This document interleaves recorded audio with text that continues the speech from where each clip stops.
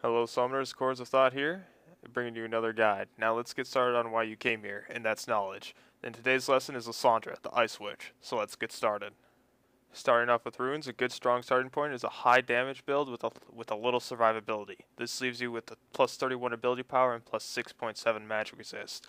This will give you a very strong poking advantage against many champions, while still giving you a bit of resistance just in case. You can also consider movement speed quints just due to the fact that Lissandra's movement speed is ridiculously slow. Moving on over to masteries, taking 2190 will give you a substantial damage increase while still giving you more resistances, improving your already existent 6.7 from your runes. Just remember that these runes and masteries are just example builds that complement each other. Now to go over Lissandra as a character. Lissandra is a strong AP mage that is good at locking down targets, especially carries, and eliminating them, much like an assassin, late game with her stuns, teleports, and roots. Lissandra is best played semi-passive aggressive early game, while building up your damage onto your opponent with poke, and taking advantage of what Lissandra really exploits, your opponent's mistakes.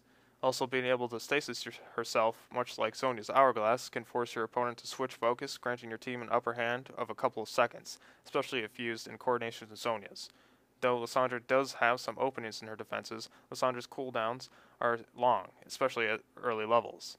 A player using Lissandra's teleport to farm or just to move around the map to get to redundant locations sooner is at a huge risk.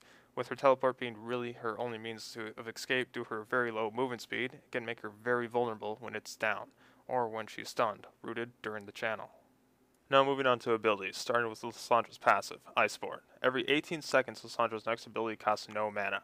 This cooldown is reduced by 1 second whenever Lissandra impairs the enemy movement with an ability. This does not apply to movement impairing effects from items. If you don't want to waste your mana harassing and poking, I would suggest remember this passive exists. Lissandra's Q ability Ice Shard costs 85% at all levels, making it a very costly low cooldown spell. Using Ice Shard on the free spell cast, and only once when you don't have it, is a very good way to conserve your mana. I see a lot of players building Rod of Ages while using a high damage mastery and rune page while spamming her abilities. You can lose damage early to mid game this way.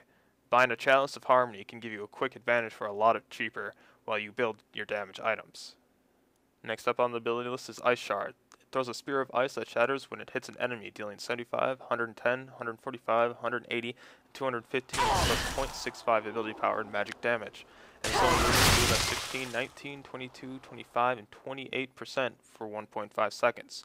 Shards then pass through the target, dealing the same damage that other enemies hit. Remember, this is a high cost, low cooldown spell.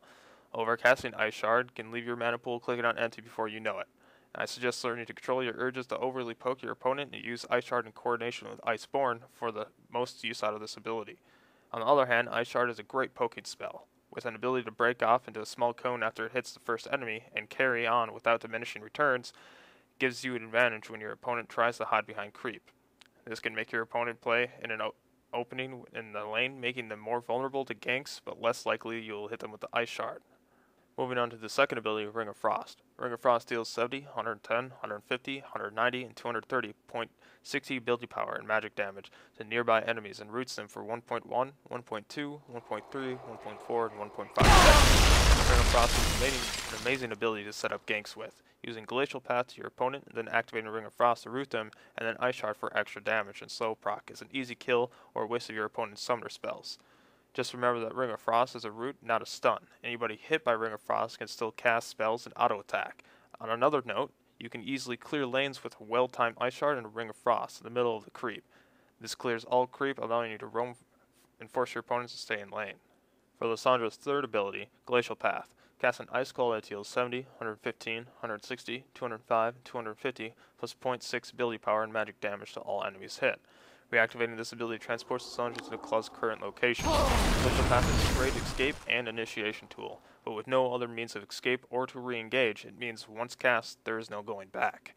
Glacial Path does a good amount of damage, but when it hits an enemy, even if it is hard to do.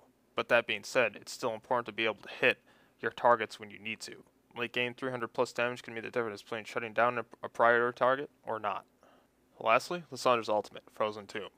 On enemy cast, freezes target champion solid stunning it for 1.5 seconds. On self-cast, Lissandra encases herself in dark ice for 1.5 seconds, becoming untargetable and invulnerable, but unable to take any action. Dark ice detonates the target, dealing 150, 300, 450, plus 0.7 ability power.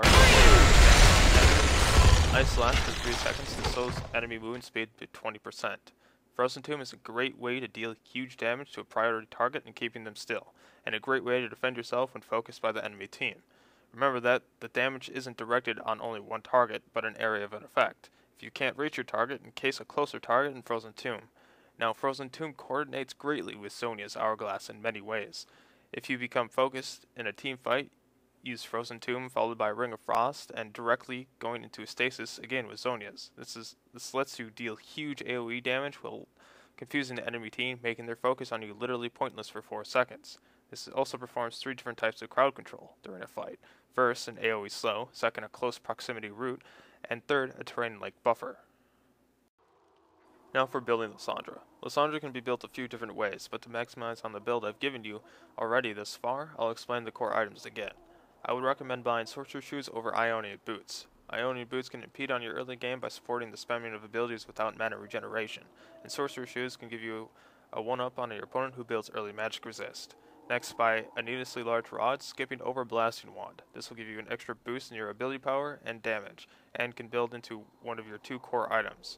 Next, finish your large rod into a Rabadon Death Cap if you're even or ahead in your lane, or Azonia's if you are falling short and need the extra survivability for mid-game, which either you build first, build the other later on. With Lissandra having large cooldowns on her spells, investing in a cooldown reduction item is a very good idea. I found Athene's Unholy Grail works well, giving you magic resist and mana regeneration for better sustain in team fights. For a list of recommended items, I suggest Leandri's Torment, Void Staff, Riley's Crystal Scepter, Deathfire Grasp, Abyssal Scepter, Rod of Ages, and Archangel's Staff. Time to talk about Lissandra's laning phase. Like I said earlier, playing a bit semi-passive aggressive will help you control Lissandra's mana problem. What I mean by semi-passive aggressive is to stay back and farm and poking every time Iceborne is up and once when it's down. When engaged upon, using Ring of Frost to break off from the engagement, keeping control of the lane through poke. As you level higher and get closer to level 6, increase your aggressiveness while slightly decreasing your passiveness. Keeping your opponent in health and not over pushing your lane is the essence of Lissandra's lane control. Upon hitting level 6, your opportunity arises when your opponent is at the half health mark. Using Glacial Path and go in and Ring of Frost to root your target, and using Ice Shard and Frozen Tomb with another Ice Shard with an Ignite if really needed should instantly melt your target. Controlling your lane this way early game is also a great way to set up ganks for those early kills. Now all this being said, this tactic is best used before your opponent backs before the first time. Overpoking will make your opponent back too early and be scared of a gank, leaving them hang back in their lane.